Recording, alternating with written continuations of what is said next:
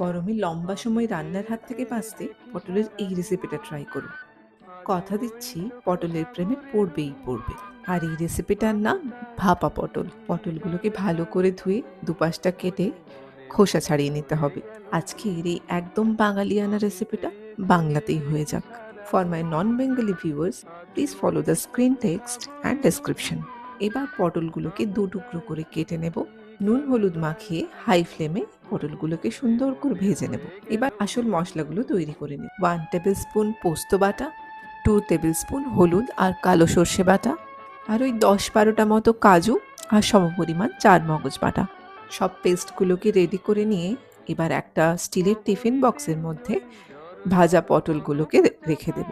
এবার পোস্ত, সর্ষে, কাজু, চারমগজ বাটাটা ভালো করে পটলের সাথে মিশিয়ে নেব। এবার এর সাথে যোগ করব সামান্য পরিমাণ হলুদ, 1 চিমটি কাশ্মীরি লঙ্কার গুঁড়ো আর স্বাদ মতো নুন। উপর থেকে সর্ষের তেল আর কাঁচা লঙ্কা ছড়িয়ে ঢাকনাটা বন্ধ করে দেব।